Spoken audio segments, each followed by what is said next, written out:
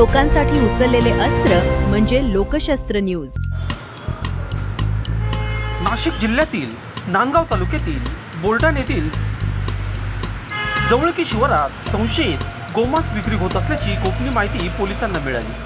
Upper police अधीक्षक सूरज गुंजाळ यांच्या आदेशानुसार पोलीस निरीक्षक यशवंत सोळसे यांनी तातडीने पथक रवाना करत कडक कारवाई केली।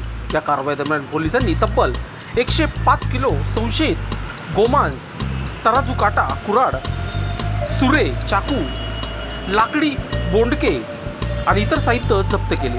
दरम्यान घटनास्थळी काही महिलांनी गर्दी करून परिस्थिती चिघळण्याचा प्रयत्न केल्याचा पोलिसांचा आरोप आहे। मात्र पोलिसांनी परिस्थिती नियंत्रणात ठेवत कारवाई पूर्ण केली। या प्रकरणी नांदगाव पोलीस ठाण्यात संबंधित कायद्यांकरत कारवाई करण्यात आली। युसुफ याकूब कुरेशी, रफिक मोहम्मद कुरेशी आणि साहिल रफिक कुरेशी राहणार देवळाली रंगारी यांना अटक करण्यात आली। न्यायालयात हजर केले असता तिन्ही आरोपींना 3 दिवसाची पोलीस कोठडी सुनावण्यात आली आहे। तर आणखी 2 आरोपी फरार असून त्यांचा शोध नांदगाव पोलिसांकडून सुरू आहे। या कारवाईत पोलीस निरीक्षक यशवंत सोळसे, पोलीस हवालदार केशवराव सूर्यवंशी, पोलीस शिपाई रमेश सानप, श्रीखंडे, सरकारी पंच आणि पशुवैद्यकीय अधिकारी यांचा सहभाग होता।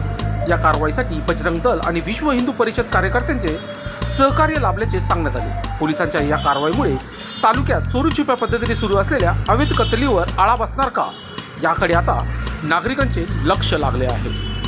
वृत्तसंकलन विभाग, नांदगाव, नाशिक। लोकांसाठी उचललेले अस्त्र म्हणजे लोकशस्त्र न्यूज।